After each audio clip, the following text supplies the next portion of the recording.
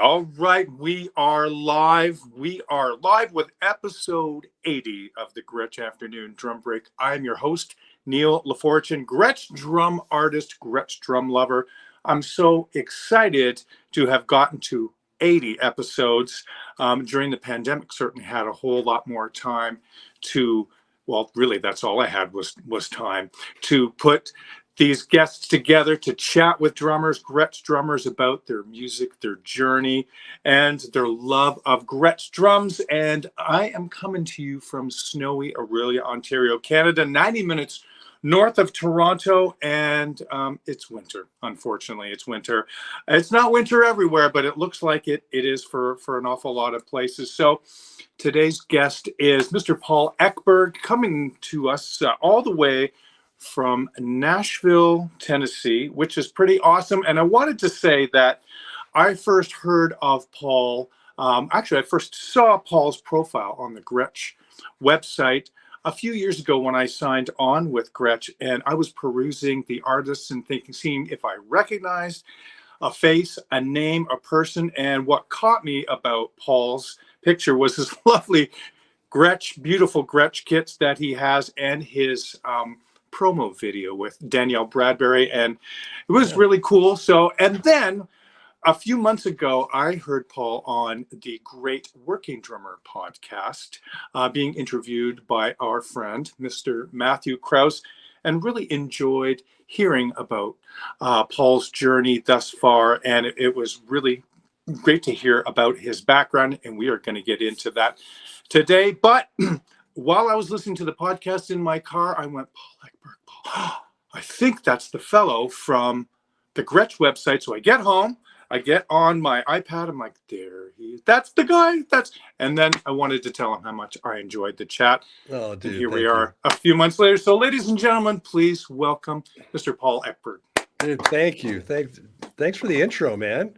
Thank you, sir. Man, I feel honored that you would include me on this program. I'm grateful. You've done some fabulous things in your career thus far. We are going to get into that. Dude, and by the way, it is snowy here in Nashville too. I heard it's freaking cold. Yeah, we got some like snow. I think on Monday, and it's just been below freezing temperatures, and a lot of people have just been locked in their homes. I think people are starting to get out a little bit more today, but we're going to get, I think, maybe some rain, and maybe it might freeze, as we go through the night, and the temperatures dip below freezing again. So it's freaking cold here, but you understand. Yeah. You understand the cold, and I understand the cold. I'm from Minneapolis, in which was maybe a little bit closer to the North Pole, speaking of latitude, than maybe where you are, correct, Toronto. But I feel I've kind of failed my Minnesota roots by complaining about the cold, but I'm just happy to have a warm house. A warm house and some warm wood and metal, but we'll get to that. So okay. I was in Memphis on the weekend playing, and Sunday we were a little bit nervous about coming home because we kept hearing it's going to snow and things are going to get shut down, but thankfully we got out before that dumping happened. So you are in Nashville. What part of Nashville are you? I'm in Nashville proper on the south side. Loving. I'm in a great, area where I can get pretty much anywhere pretty quickly. South to the suburbs down there, or downtown, which I don't like to go to that often, or East Nashville. It's great, man. I'm just really happy to be. I'm happy that I bought a house before this, city really exploded. That's crazy. I heard that house prices are bananas. Like, you give me a ballpark idea how much a house would be, kind of like what you're in. What would that be to buy? Could you guess? Maybe now like 450, 500,000. That's like 2 million Canadian, I think, something like that. Right? It's I'm grateful that I bought when I did, because I suppose if I sold my house now, I'd be rich and homeless, living in my car. Yeah, where would you go, right? Exactly. I don't know where I'd go. No. So. Well, thank you so much for being here. And I wanted to just see, what have you been up to these days? Man, just enjoying life in Nashville, doing sessions, sometimes here at the house, where I have a studio, um, sometimes around town. Um, Sometimes I'm renting out my personal studio to some producer friends.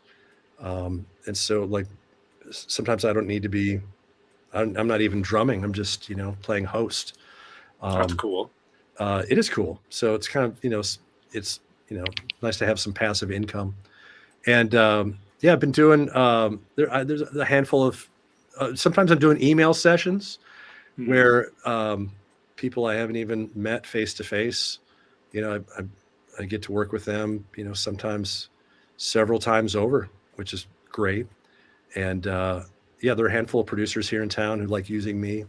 Grateful for that. Hmm. Uh, I've been playing, man, I was trying to, I was looking through, I have an Excel sheet of that I keep of artists who I've played, for live and also, uh, played on their projects.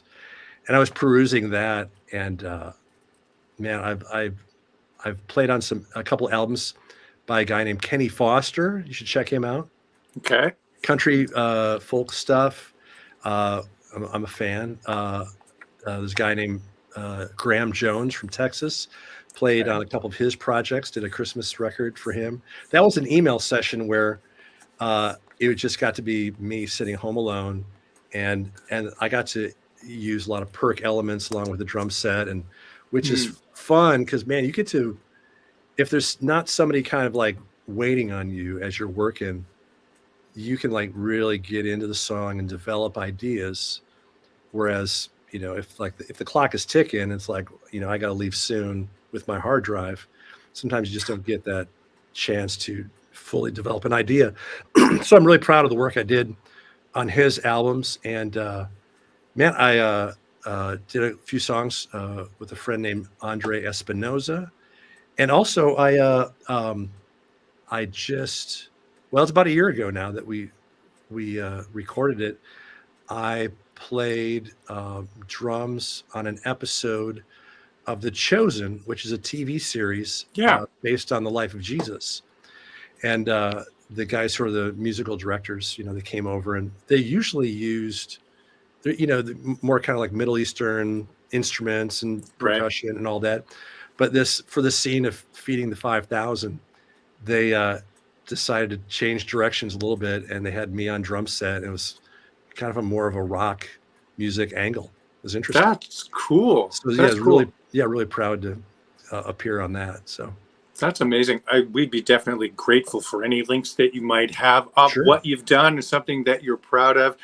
And certainly we'll post it so folks can kind of hear exactly what you've Hmm. been doing. That would definitely be a lot of fun. Now, did you do the Nashville? I guess the session, man, where you were going in and doing a 10 o'clock, a 2 o'clock, and a 5. Did you do those where you had the clock ticking? Uh, yeah, I do those, and like um, where you don't necessarily have time to really work a long time on a song or songs, but that that's where at the beginning of the day, you might ask, like, how many songs do we want to get done today? So just in the back of your mind, you can pace yourself, either more quickly or or or slower, um, Right. just so that Um, but yeah, you just got to be prepared, man. You just like that's why going into sessions, I'm praying like, God, I pray that I can play really well, and also like just come up with ideas too, because that's you Hmm. know I want to play something interesting every time I do a session. Yeah, for sure. I've seen the Paul Lime video where he's directing the session and they're cutting this track and then they're stopping and punching in these different Hmm. places. And it's insane just how quickly these Yeah. musicians work, but just as scary how fast the engineers work. It's like, Oh okay, yeah. we're like, here I am fumbling around with Reaper going, Oh man, it's pretty sad. But just to see the level of expertise, not only how great those players are, but everybody in the room is, man. That would Yeah. be so scary to me. How long have you had your own studio? Man, it's been probably about 2005. Okay, so a good while. Yeah, and I was really happy that um, I created the space when I did because I just started collecting gear. I got that disease of like just I just need more and more gear, like better mics, better preamps, better interfaces, and but it really I think put me at an advantage starting at that point because I was able to just record myself and just become Yeah, a better player because you listen back like you listen to yourself in comparison with the click and where you're falling, whether it's maybe too much on top or maybe behind or or hopefully right on. right. I remember coming up in the days in the '80s where people were practicing with drum machines, and I'd see the Dave Weckl video, and he was playing along with a Hmm. drum machine or his sequence tunes, and it was just so right on the nugget. It was crazy. So it really spurred me on to practice, and really trying to and record myself with a 4 tracker back in the day, and think, uh, wow, do I really sound that that awful? And then, but it's great, honest feedback, and I suggest everybody record. Whether Absolutely. it's with your phone, especially your phone is such a great tool to use now, Yeah. and you can listen to that. So, but when did things start with you, Paul? Drumming wise, music wise, was it Oh, music first? Was it drums first? yeah. It was music. My folks, I think both of my parents, played a little bit of piano. Um, they could sing a little bit. Um, I mean, the music in the house was mostly kind of like adult contemporary genre, but maybe a little bit of like other pop stuff, like Elton John here and there. Hmm. So they made me take piano lessons. I think when I was 7 years old, and which I don't. It didn't stick for that long, but I came back to it later on in high school, where in school band, you're learning, you know, being in the drum section, you have to play, you know, uh, keys or keyboards, which is xylophone Mm, or any other of those mallet instruments, and just learning scales and just that theory, and combined with just my love of, some popular music at the time propelled me back into playing piano. But yeah, it was piano, and then like fifth grade was when you could join school band in my district, and and so right before the year started, fifth grade, you go into see the band director, and he asked me, it's like, so what instrument would you like to play? And I said, drums, absolutely wow. drums. And he had this look on his face that I think communicated that probably every other kid was saying like, hey, I want to be a drummer. And because he's looking around the room and it's like there's Oh a no. trumpet over there and like a clarinet, and like he goes, how about tuba? That's maybe thinking it was, it's a rhythm instrument and bass or something.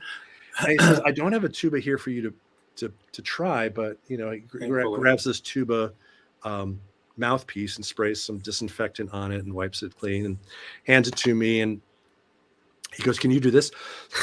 With your mouth. I'm like, I I tried it. It really didn't work. I just said, man, Good. I really want to play drums. And God bless Robert Lake for letting me, you know, be a drummer in fifth grade, because I kept it going fifth and sixth grade, and junior high with Gary Lundgren was the band director, in high school, um, Bob Elledge and Bill Webb. So Wow. yeah, I was happy to get going. I never when we started fifth grade, I never had private lessons. We had group lessons though. Um, That'd be like cool. maybe, yeah, like after school, the band director would gather like the drummers, and we'd go over rudiments and some other songs and stuff. And we learned I can't find my copy, but I found a picture of it online. The Hal Freeze Oh, that's elementary band crazy. method. And and this is Hal is Josh Freeze's grandfather. Crazy. And Hal Freeze taught in my school district. Um, Wow. I never had Hal as a teacher, but then Hal's son Stan Freeze, Yeah. another great musician, grew up in my hometown, my little town, the suburb of Minneapolis. Another great musician, became director of bands at Disneyland, and man, I thought that was a cool kind of connection with that musical family. So yeah, I was really Yeah, they're pretty proud of that. musical. Yeah, man, really.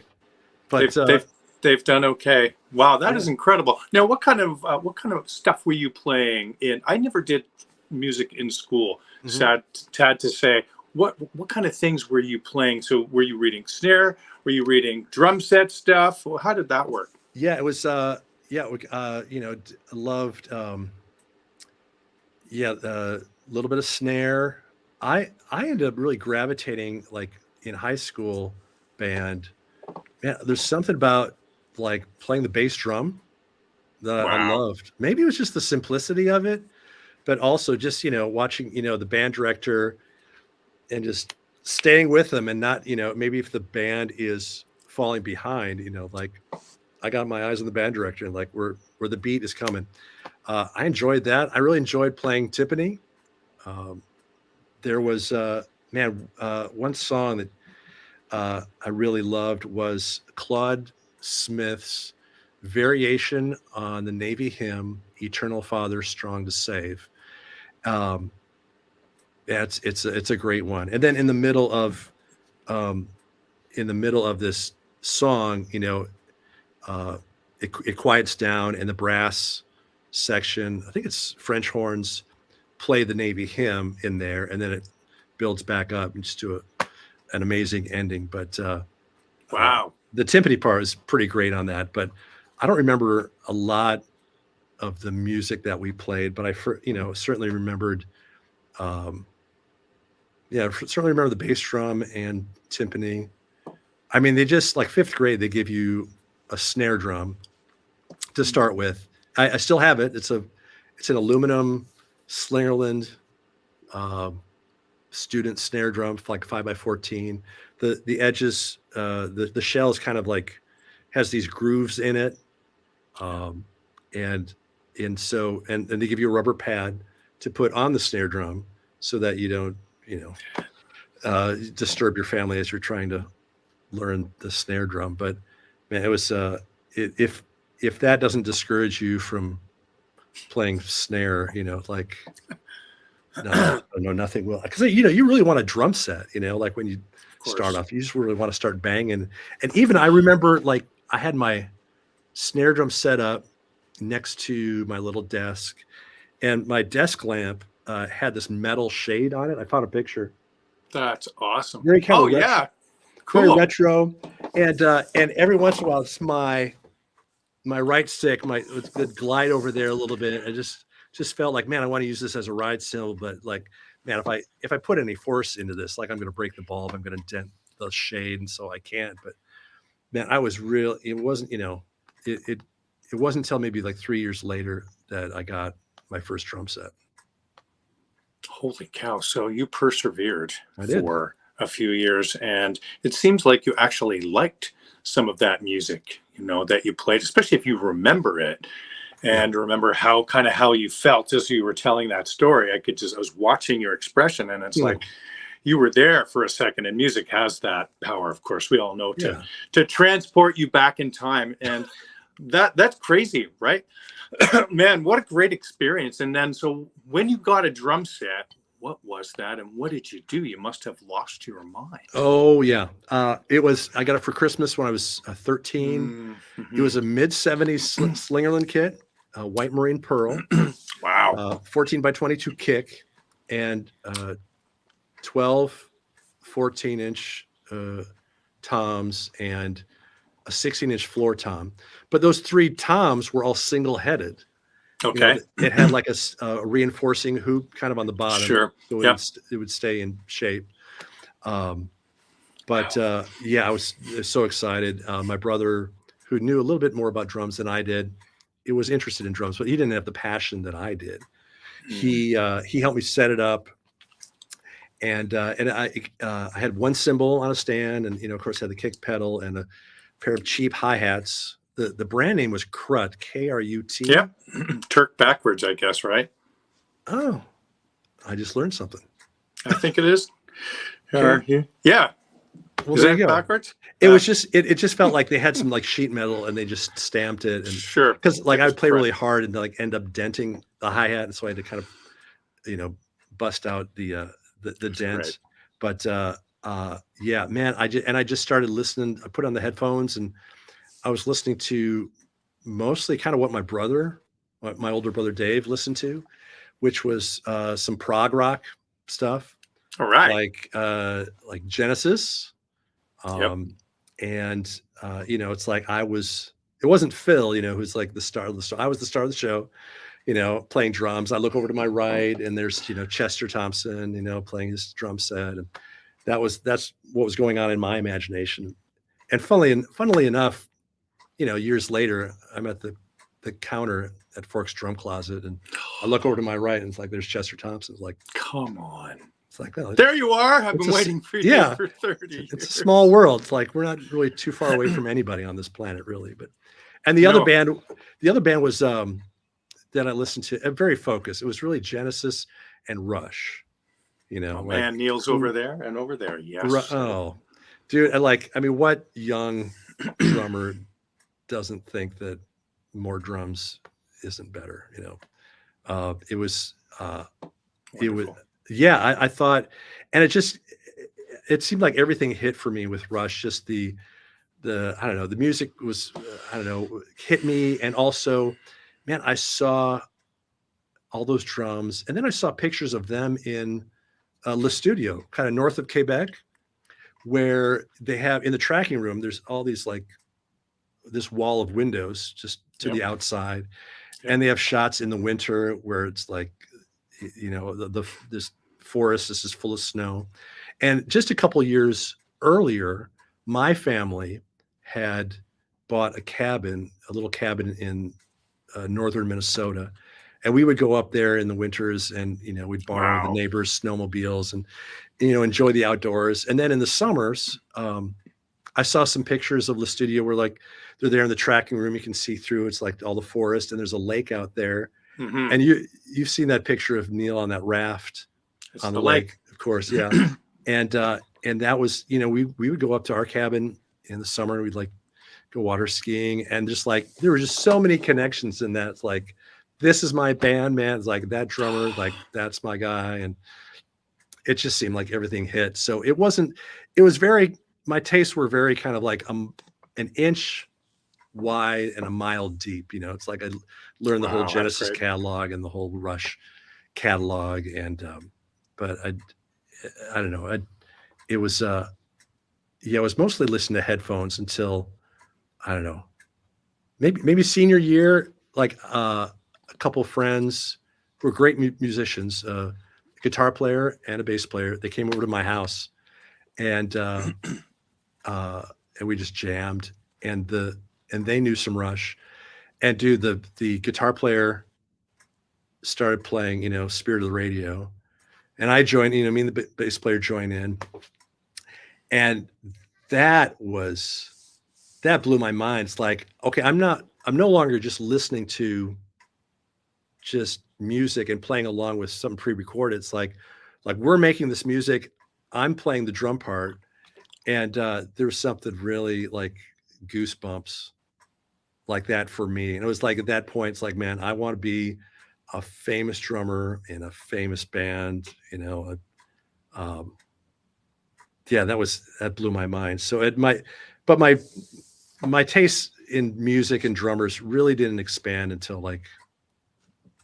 college, Wow. So many similarities. Of course, me loving Rush, being Canadian, and Neil grew up about an hour and a half from where I was living. And of course, we would drive around parts of Toronto where we knew he lived, and we would drive around and just to see if we could see him. It was absolutely ridiculous. Just got our license, you know. We would do that with Prince in Minneapolis. Well, every limo, right? That's right. Was Prince.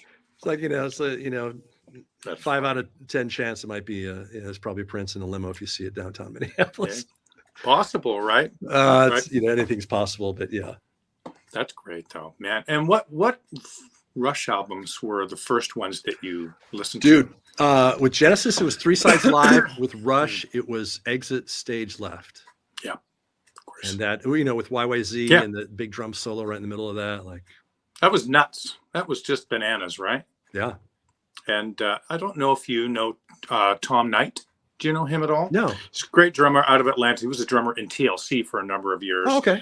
He just put up a video on Facebook last week of him actually playing that solo as a teenager. And it was awfully good. And it was great. So I'm like, wow. And he's a monster drummer. Tom's a terrific guy. But holy cow, that is crazy. And I didn't really start changing tastes until I started. I went to Ontario College of Percussion and studied, and then it was, you need to learn how to read, you need to learn how to hold the sticks properly, you need to learn kind of the forefathers of drumming, so you need to learn about how to play jazz. I'm like, all right, and somewhat willingly, but that was a great education, and forever my world was expanded, and since so many drummers, hundreds and hundreds of drummers since, but continue on. So you were, what happened with you music wise when you got to college?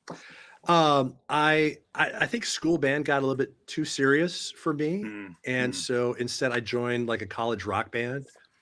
I love it. It was with some other guys who were from my college. And, we recorded a 6-song EP, and that was short lived. We, a couple of years after graduation, we just broke up. But I also just musically just started listening to stuff I really began to enjoy U2. Loved Larry Mullen Jr.'s parts that he would play. Vinnie Colaiuta, man, 10 Summoner's Tales just blew my mind. Are you looking at a poster? Right. Oh, I've got Vinnie here back. Okay. The Zildjian. Oh, there you go. Yeah. And God, what else? More Led Zeppelin, Bonham. It was just a couple of years ago that I finally learned how to count the intro to rock and roll. I know, that's great. The and of 3 is where you start, and yeah, it wasn't that long ago. But and then even stuff like some of the stuff today. I just saw not too long ago a video of Steve Gadd and Ralph McDonald, who's playing percussion, and they're it's during a concert for Grover Washington Jr., and they're playing a song called Mr. Magic. In the middle of the song, they start to do this solo, and it's the grooviest thing ever. But in college, I started listening to some Christian music, and 3 drummers, it seemed like I would see consistently playing on this stuff that was coming out of Nashville. One was John Hammond, and another was Steve Brewster, and another one was Chris McHugh.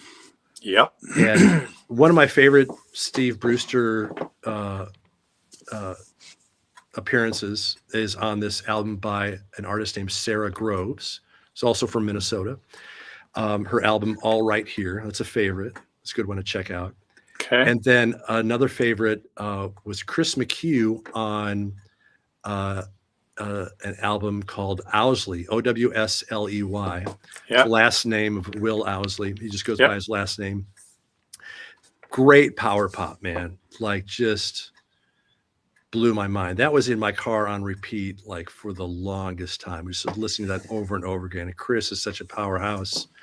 And even listening to these drummers when they're not doing something spectacular as far as fills are concerned, just hearing them play something simple, 2 and 4, man, that still made an impression on me, Sure.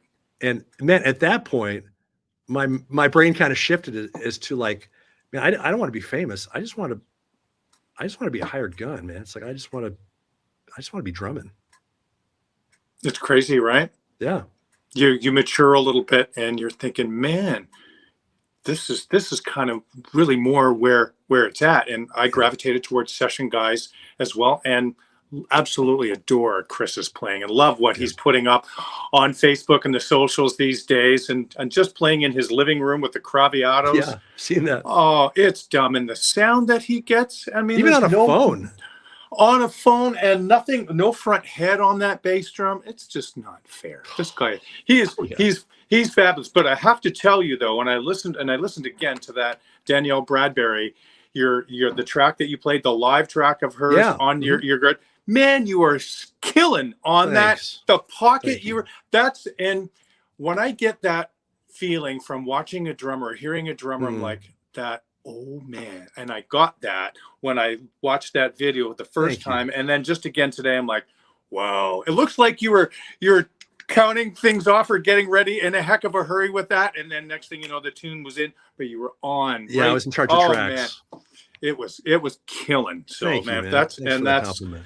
oh man, but that's crazy. So you had some great different influences and various influences. I wanted to know, had you come across or heard Gretsch drums at that point? Dude, I think it was well, here, I thought I'd lost track of this magazine.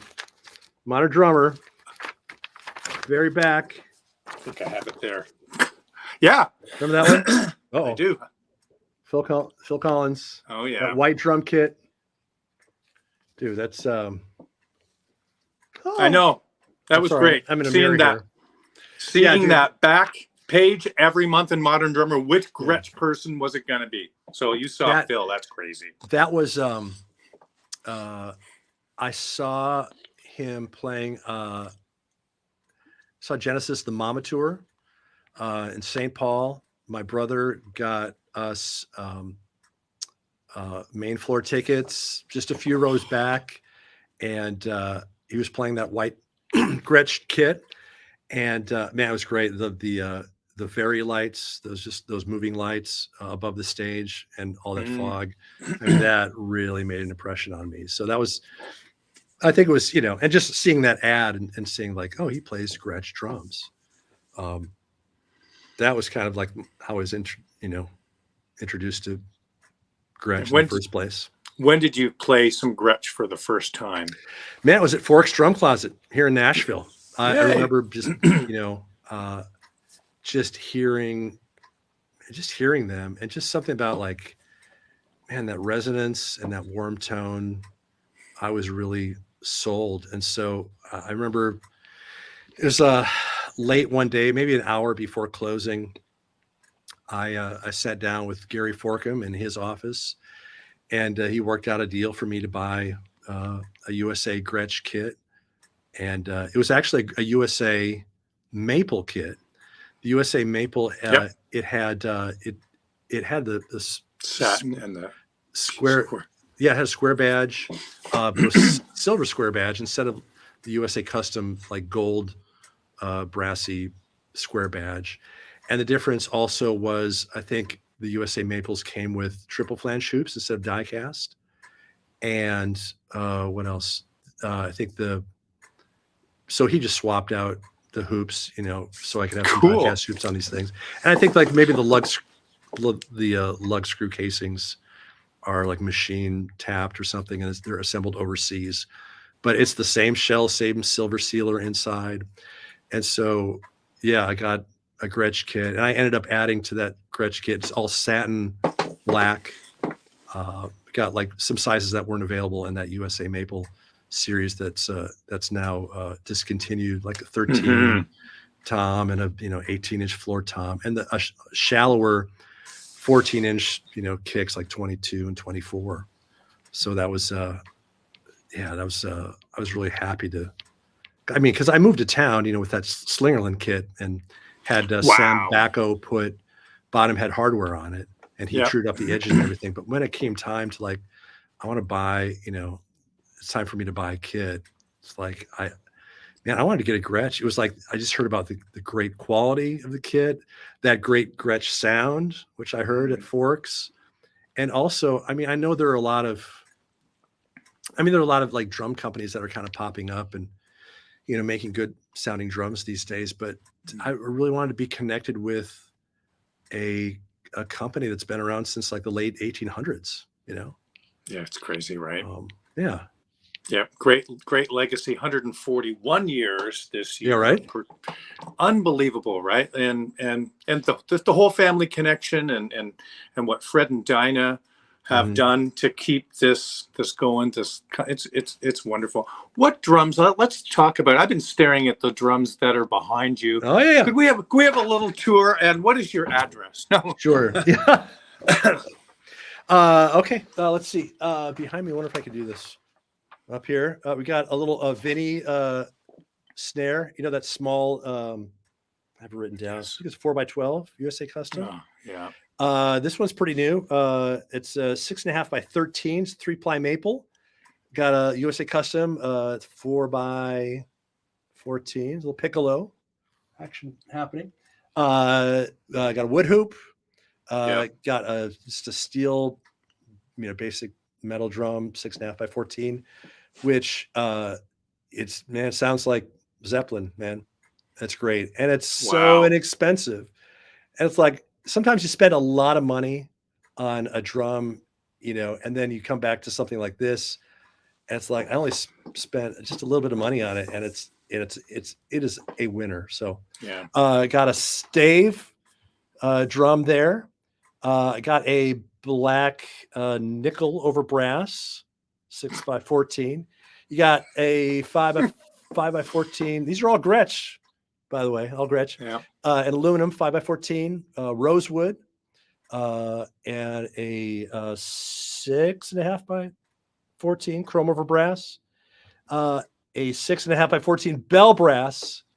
This is like the serious, it'll put your back out if you like lift it the wrong way. It's true. Right behind me, a single, a solid 1-ply maple. Oh man, that's pretty awesome. And then one of my favorites is right behind me, behind this Coles mic, 6.5 by 14. It's a USA Custom maple. It sounds great, tuned down low, not unlike this rosewood, which is also not inexpensive drums. I love it that Gretsch is is making drums that are like affordable. They used to just make top of the line. It's like, take it or leave it. But I love that they're making, lines that are more accessible and a little bit different. And it's a smart thing to do. I mean, to have the full range series. Are wonderful drums. I have a bell brass up here as well. Nice.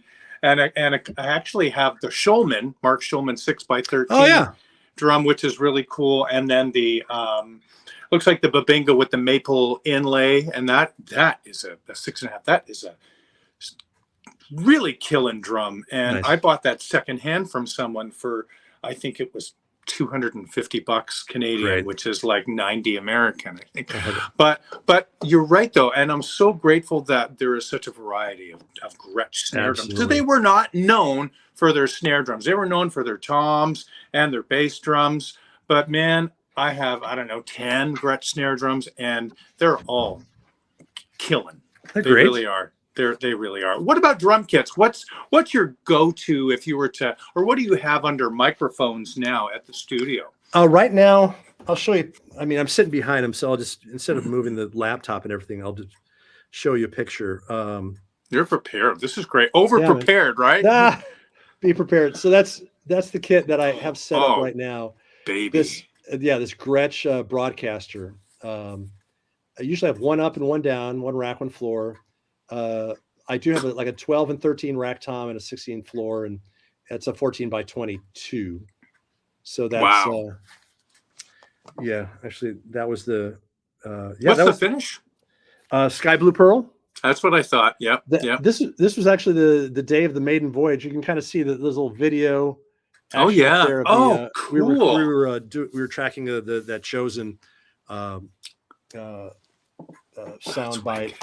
And so this is my go-to, man. It's like this, and this is my newest kit right now is this Gretsch broadcaster. But I also have those USA drums, kind of combination of USA maple and USA custom in all those Hmm. sizes, like 8, 10, 12, 13 toms, 14, 16, 18 floors, and I think an 18 by 18 kick, and then the 22 and 24, which are the shallow 14-inch. And then for a little bit of a different taste, I bought a Catalina birch kit years ago in this beautiful Caribbean blue. Oh yeah, It's they're almost like, beautiful. yeah, it's almost, I think they almost look green. And so just those have some high end bite to them. And so I have like an 8, 10, 12, 13 toms and 14, 16, 18 floors and a 20 and a 22 kick. Those are a little bit deeper, I think 16 and 18-inch deep. And then I have, when I was hitting the road in the past more and more, I didn't want to bring out, the nice, USA drums or Yeah. I brought out the Catalinas, which I guess was, I think they said they were like a semi-professional Hmm. line, but I bought a Catalina maple kit, and I have all the sizes. It's in a black Mm. gloss finish, 8, 10, 12, 13 toms, 14, 16, 18 floors, and 18, 20, 22, 24 kicks, just for all seasons. Whenever I need them, I have it covered. And so those are in some, like in some travel cases, some enduros Sure. that I can throw in the car or throw in the, bay of a bus. And if a local hand who's helping set up kind of bangs a drum against something, I'm not as uptight because like they're really affordable drums and they're great sounding drums. They are great sounding drums. I had the Yeah. first generation of those, and they were good. The snare drum was okay. It was Of the Catalina actually, Maples? yeah, the Okay. 2006 that I had, and so we did a tour run opening for Great Big Sea. It was a Okay. popular Canadian band, and the drummer came up and said, "That snare." I had a USA custom. I still do a snare drum with that. I didn't want to use the factory, and he said, "So that snare drum doesn't belong to that kit, but it was a pretty close match. It's the walnut." And I go, Okay. "No, but I have used that Catalina maple snare in a venue where I needed to be pretty quiet." And the sound person said, "Okay, your snare drum can't be loud." I said, "I have the perfect drum for you." She thought I was kidding her.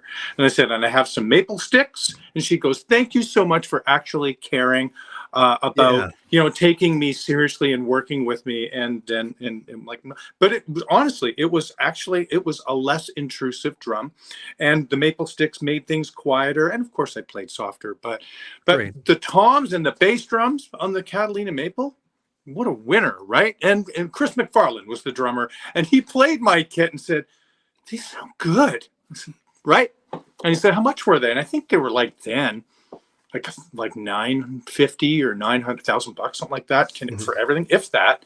Anyway, so but it's true, you don't have to spend a gazillion dollars Exactly. on drums, Yeah. but but we do. I've got broadcasters Yes. here too, Yes, we do. and love and there's definitely a difference between I wanted to ask you. I have a 20 by 16 Yeah, okay. broadcaster bass drum. Thinking of getting a 22 this year. Does the 2214 have enough bottom end? Um, I mean, I think so. Uh, and also that can be, I think, massaged a little bit, if you're in the Sure. studio. You can augment it a little bit if you're not if it's not exactly what you want. But I've been really Hmm. happy with mine. Yeah. It's I Yeah. love I've loved just the the kick that a 14-inch deep kick, kind of gives me. Hmm. Yeah. Um, Everybody's saying that, and I don't know. I'd love to try it, and unfortunately, in Canada here, there's not an awful lot of broadcaster kits floating around that okay. I can go. I want to go play this broadcaster. I should go to your place. No, Come but on. it's interesting. So just that's great info to know. So, and how and when did you become a Gretsch endorser? Dude, it was uh I let's see. I I had gotten a gig, and it was because, well, a lot of my opportunities, I was, as I was reflecting kind of on what we were going to talk about today, A lot of my opportunities came about because of like uh, connections and my being prepared. Mm. I was talking with like the sound guy at church who was a friend of mine, and he said, "Hey, uh, this person I know is working with a producer, and there's this new country artist, and she's going to be auditioning band members. Do you want me to put your name in?" And I thought, "Yeah, that'd be great."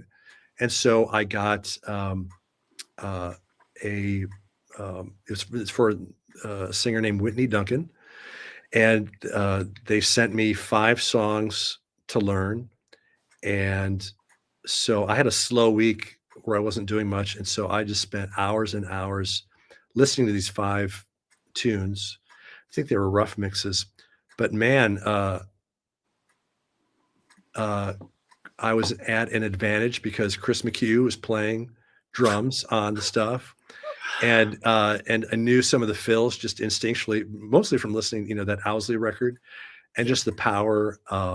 And so, man, I just absorbed those 5 songs. I knew every fill. I played it exactly as it was on the album.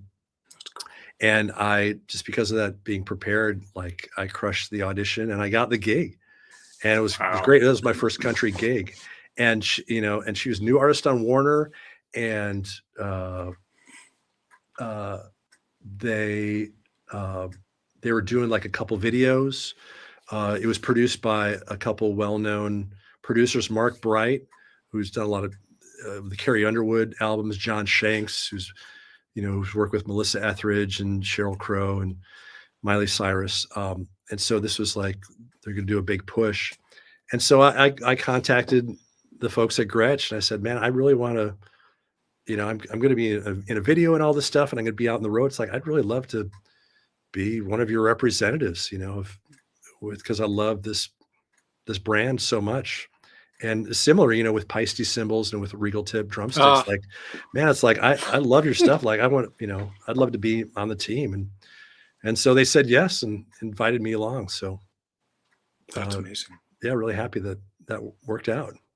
That we must be related because these are all Pisces, and I've been Okay. a Regal tip guy since 05. Okay, great. Yeah, man. And I hear they're making sticks again, which is, yeah, I was on the website and it's like, okay, there's like some stuff you can order directly from the website. So I've been doing that. Like I have some favorites that I really wanted. So I got them stocked up. Man, it was, I was freaking out wondering, what am I going to play? What am I going to do? Like, Yeah.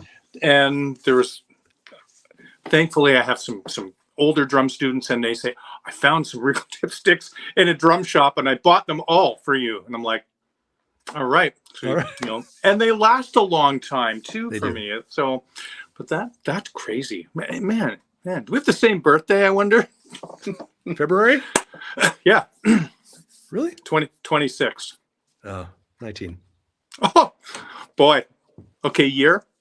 1946. Me too. Yes. 1967 for me. I'll be 57 next month. Crazy. You wear it well, man. It's lucky. Just good genetics. That's for sure. Yeah, come on. So anyway, that's fabulous. So you've been, now who was the artist relations person? Do you remember at Gretsch? It was Kim Graham at Command. Okay. And then now we're with Andrew Shreve. Love Andrew. Love him a lot. And dude, I just got an email from him 2 days ago. Mm-hmm. Yeah. About did you hear that Geva? Yep. I think it's the German way of pronouncing. Geva bought the Gretsch licensing rights from DW. That's crazy. Stuff that they've already been doing, I guess, in Europe, they're going to be doing in America now too. So I guess that they're going to still kind of let the Ridgeland warehouse do what they do best, and the brand, I guess, still belongs to Fred and Dinah. But it's going to be, I guess they're going to, I don't know, keep working the world for Gretsch here. It's a new chapter. I spoke with Dave Onania. Do you know Dave? I don't at all. He was from Minneapolis, but he was in the Blue Man Group for a number of years. But he works for Geva as a electronic drums outside sales, and he's also a Gretsch artist, a Gretsch endorser. So I had him on Okay. the program a few years ago now. And I messaged him right away and said, wow, this is exciting. What does this actually mean? So it's Yeah. basically Is what this you bad? said. Is this bad? It's good. It's good. Apparently, it's an almost 100-year-old musical family-owned business as well from Yeah. Germany. So that sounds like it'll be a good partnership. So excited to see where that brings us, and Yeah. that's Yeah. great. So we're certainly fortunate to be part of such an iconic family. Yeah. I'm grateful. Absolutely. So let's chat about some of the artists that you have played with here. You could start with anyone. You could go chronologically. You could talk about anyone that you like, but let's just kind of hear about your playing background. Dude, let's see. Uh, I I moved to Nashville with a band called Eager, which the bass player from a Christian band, the band was called PFR. The bass player from that band, Patrick, he started another band because they were breaking up. That was another like opportunity and being prepared that he knew, like PFR sound guy recommended me. And then I started jamming with them and I really worked hard and they invited me to be part of the band. That was what really brought me to Nashville. And then, but we were together just for, a couple years. But in that time, just met a lot of people along the way.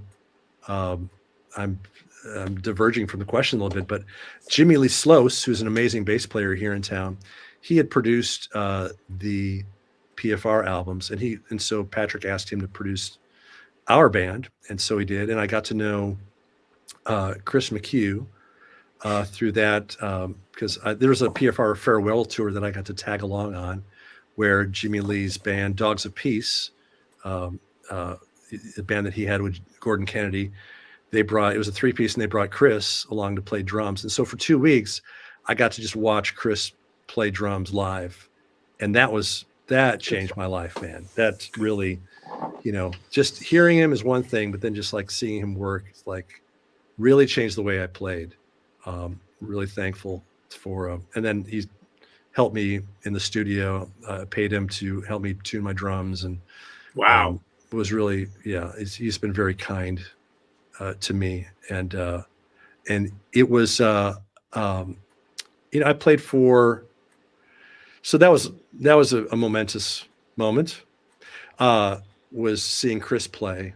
I played for a bunch of Christian artists after my band broke up. I just sent out an email saying like, hey, I'm available. And my friend Stephen Lywicki said, hey, I'm doing an acoustic tour with an artist named Aaron O'Donnell.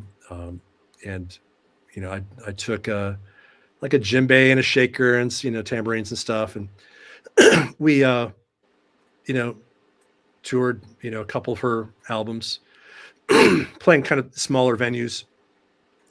Played for the Small Town Poets, which were a Christian band, rock band, based out of Atlanta. And then got to tour with Michael Card, who does more kind of acoustic-oriented music, like piano, acoustic guitar.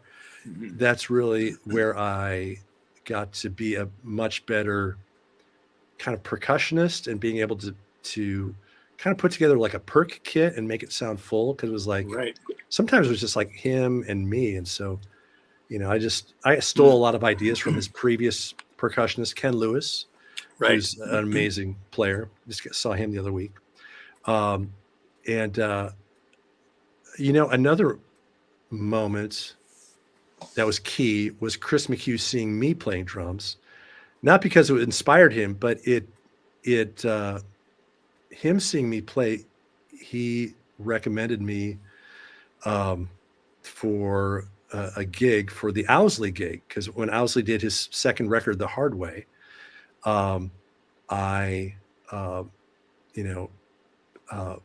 Chris put my name in. So I remember seeing Will at a club downtown, 12th and Porter, one night at some show or something. And I go up to him and I say, it's like, hey, Will, Paul Eckberg. He goes, oh, hey, man, like Chris McHugh says you're an awesome drummer. And hey, do you sing? And I go, no, not really. I mean, I've never really sang from behind the kit. And then didn't hear back like for a couple months. Again, 12th and Porter at a show. Will happens to be there too. I go up and say, hey to Will, hey, Paul Eckberg. He goes, oh, hey man, BQ says you're a really great drummer. Do you sing? I go, yep, sure do. And so That's yeah, I mean, I great. can carry it too. So I went over to his house and I recorded him singing my parts so that I could take it home Yep. and learn, because like just all these cool fills, but then there's some intricate BGVs that are happening, and I had to work hard at that. And uh, uh, that was one of my most favorite gigs. Was playing for Owsley, and Millard Powers was playing bass. Who's playing with the County Crows right now. Jonathan Hamby playing keys. He's one of the great B3 players here in town. Mm-hmm. He used to play for Carrie Underwood and Peter Cetera. I don't know. He's great. And so playing with those guys, and everybody was singing on stage. That was one of my most favorite gigs. And so I was thankful for that. I played a lot with a Christian singer named Mark Schultz. That's where I learned to be an Ableton wizard, I guess. Oh yeah, yeah. Because he was using tracks a lot. I filled in a lot for my friends in Jars of Clay. Yeah. And then got the Whitney Duncan gig. That was my first country gig, and then just because there's such a crossover of people playing Christian music and then country music, and that led to I don't know play for Jana Kramer just for a short season, and then Danielle Bradbury. I just got a call from management saying like, hey, this girl just won The Voice, and Right. she's doing some shows, like some fairs or something. And I was like, I think it was a radio tour. She was pushing a single. And so I did some perk stuff. It was me and a couple guitar players. And then the single hit, and she got to open on the Brad Paisley tour. And they're like, and I was like, I guess I'm the guy. And so I got to play arenas, which is, 13-year-old Paul, just inside is like going nuts. Like, oh, this is what I dreamed of. People, being in a big arena, people cheering for me. They're really cheering for, Danielle, but, I'm getting the residual applause, and it was great. So that was, those are some highlights of playing. But yeah, I was thankful that, thankful to be recommended just by, other drummers, and, just by people who I've just became friends with. And all of a sudden I realized that it's like, oh, I guess maybe this is networking, it's like, I'm not trying to like meet people to use them for my career benefit, but like, I'm just meeting people who have music in common. And then I just kind of get opportunities that way, like I get a call from Chris, like, hey, look, Brian, there's this new artist. He's looking for a drummer. So, call this number. Like, okay. So that didn't work out, but. Wow. That's crazy. Now, how did you feel about playing an arena and then not playing an arena and playing and then not playing an arena and then playing to, because we've all had those where you're playing in front of 10,000 people, and then the next gig you're playing to 60 people in the rain at a golf tournament. Dude, it's perspective. It gives you perspective. It's great. It's like, yeah, man, it's, and I remember like after Danielle's gig, I went and played with Whitney Duncan's. She had a female trio, country trio, Post Monroe. They were great, and we did, played for about a year, and that kind of dissolved. But then I got off the road, and I would, I'd be looking at my phone, and I'd see like on Instagram, like a picture of, it was one of the gigs that I had previously and I wasn't on anymore. And there's a picture of a trailer that has been pulled behind the bus, and it's open, and all the gear had been taken out, and it's like in the middle of July, and there's some like there's some chairs, some plastic chairs inside of it, and it says, "This is our green room today." I'm like, dude, that I'm glad I got off the road, man. Like, because the people I've been playing with, like, it, it's like, you know, it can be tough. You're playing like in the summer.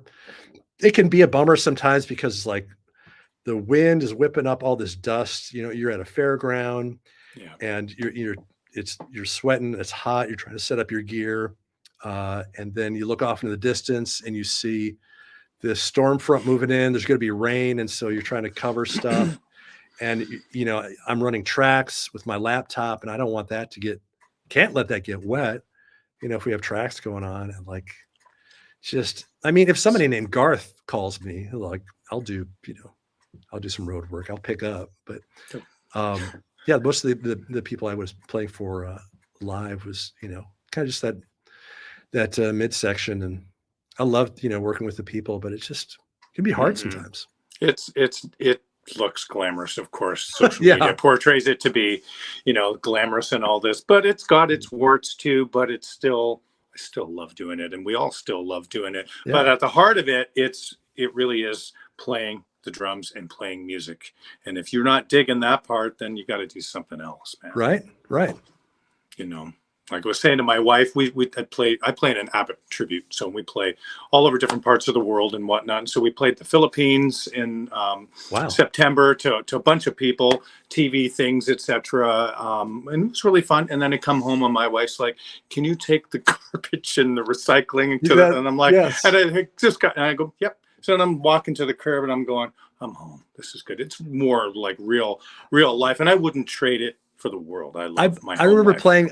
I remember playing a show in Nashville, like one of the first shows with my rock band, Eager, and and there's some more famous people who showed up to see us, and I was all excited. And when I got home, it's like, oh, I got to do laundry. It's like, it's perspective, like. Yeah, it's great. It's life, I'm reading the Dom Familero's The Cycle of Self-Empowerment, and that is such a wonderful book for personal development. And man, I'm probably halfway through it, and it is just so great and gives you some perspective about really what we're doing here as artists, as musicians, and having careers in the drumming business. And God rest Dom Famulero. He passed away a few months back, and met Dom a few times, but he impacted a lot of people's lives. But recommend that book to anyone, The Cycle of Self-Empowerment, anyone that wants to better themselves, and wonderful book. So okay. There we go. So so what's happening with you going forward the rest of the year? What do you have happening, dude? Right now, my in-ear came out. Or became disconnected. I'll do this one. I got some sessions here on the books for the new year, which I'm happy about. And I don't know, this summer I'm gonna take some time off, just a little vacation, maybe. Good for you. And but like work only gets scheduled like so far out, and so like beyond a couple months, like I don't know, man, like I've it's I don't know, it's like there's so much. The more I live, the more I realize like how much of my life is out of my control. And I just I think of I mean, like, I'm a Christian. I believe Jesus is God, and he paid the price for all the rotten stuff I've done, and it just brings to mind that I've heard this phrase. It's like, I don't know what the future holds, but I know who holds the future. I mean, it's a simple saying, but there's some truth into that. Like I don't know, the more just to realize I have that assurance that, God, has me, now and in forever, literal forever. it's like that's really made me a lot less uptight. Just Mm. feel a lot more mellow. That like, um, and also like actually a lot more driven because like man, whatever comes my way, I want to give 100%. You know, I really want to be faithful with whatever lands on my plate because here in the here and now because it matters, man. It's like the people that I come in contact with, like I really want to treat them with dignity because like people matter. And so, man, anyway, just all this. So there's just a lot of gratitude that's like that Mm. God's taken care of me in the past and he'll take care of me in the future. So I don't know. I guess the short answer is like, I don't know, but I'm going to be okay. Yeah, it's just knowing. You know that you're going to Yeah. be Yeah. okay. And that's a nice. I think this last couple of months, I've never said this to anybody else, not even my wife. I've just felt more that things are going to be all right, and I'm That's not great. worried. I used to actually, maybe I did say that. I said to my wife, I'm actually not freaking out about Hmm. 5 years from now. I'm not. I'm okay with it because I That's just great. know, which is really nice. Because in the past, I'm telling you, it would be like worry, worry, worry, and as I try to go to sleep at night, I'd be going, but what about just crazy things like Dude, that? I mean, So I still worry. I mean, I still, go back and forth. It's like, I'm okay. It's like, I'm not okay. So it's just, I just keep having to keep having to remind myself of the truth. It's like, okay. It's like, I mean, that's great. Remind yourself of the truth. That's actually that's really powerful. because, And I believe all sorts of things. And so I need people to I need people around me to kind of like, speak truth to me. Because, I'll go off the rails every once in a while. So you need good people around you. yeah, That's what's made Nashville home for me. It's like not just because I found work here, it's because I found a great community here. I got friends and mm-hmm. who I spend time with, like on a weekly basis. And it's cool. It's like we've shared a lot. It's like I know all their junk and they know all my junk. And They still like you. and they still like me. And that's the way I want my life to look like. That's excellent. Yeah. Last couple questions here. What one or two valuable things have you learned from your journey thus far, and what advice would you give to a young and up and coming drummer if they asked you and said, "Paul, I want to play the drums"? Any advice? Yeah. Man, I was advice, man, like yeah, get out there, wherever you're making music, and a lot of it's happening in Nashville, um, and I assume LA, New York, and Austin, Minneapolis, wherever you go, man, just get out and meet people. And that's like, what I was saying earlier, like that's how you get opportunities. Um, Yeah. again, networking is kind of a volatile word. Organically, though, It's like, if you're if you just want to meet people who have the same interests as you, it's like, great, that's networking. But just don't meet people hoping that you can just use them for right. your benefit. It's like just make friends and see what happens. And Mm. um and I don't know, I don't know, get a computer, get some mics, record yourself playing, do a click. Mm. That's been helpful. When you're starting out, take every opportunity, even if it doesn't really pay much of anything. That's how you get seen and heard, and people trust you. The more as you play and as you deliver, hopefully you get more opportunities. And treat every opportunity with care is a piece of advice. Like, I remember doing a show. It was like in East Nashville for a friend of mine, and he's not writing super hits, and probably not a lot of people were going to be at this show.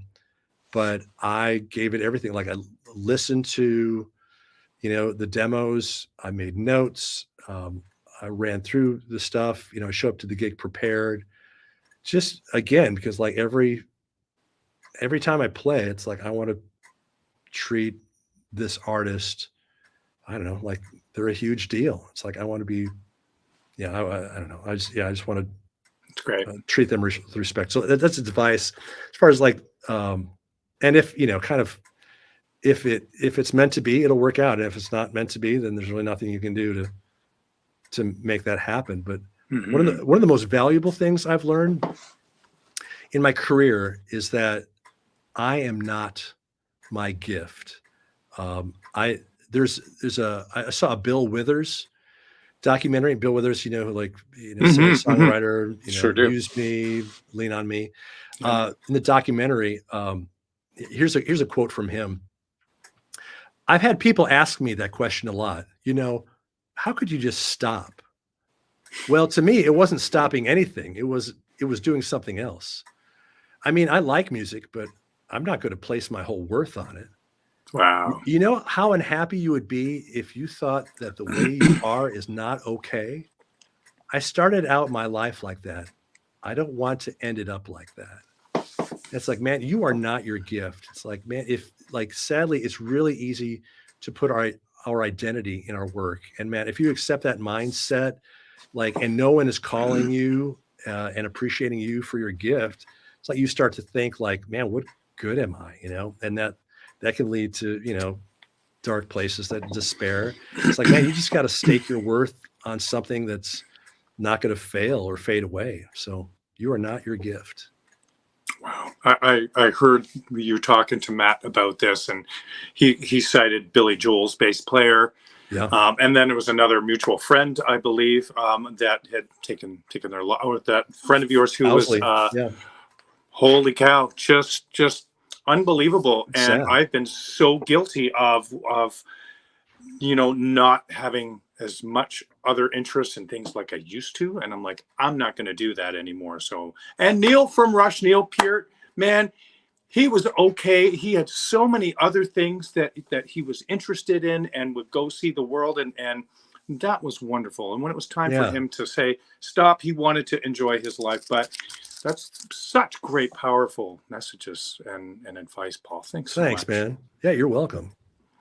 This has been a lot of fun. And man, like an hour or so, an hour and 10 has just ripped by. But man, I had a blast, and it was great. Me too, man. Virtually. Yeah, you too. I hope to see you. I have to meet you in person. It'd be fun. One of these days. I'm really honored that you'd consider me for this interview, man. For number 80 as well. Number 80. Okay, I'll take that. Thanks so much, everyone. Thank you so much for tuning in. Episode 80 with the fabulous. Oh man. Before I forget that, I wanted to make sure that you do have, you can send me some links of playing the video and things like that. And thanks to Paul Eckberg for taking the time. So I'm going to post some links probably on the Gretsch Afternoon Drum Break. PaulEckberg.com. And there you go. Well. And that too. And that's great. Everyone, have a fantastic day, and we will see you for episode 81 sometime soon. Take care. Thanks, Neil. See ya. Thank you. Bye-bye.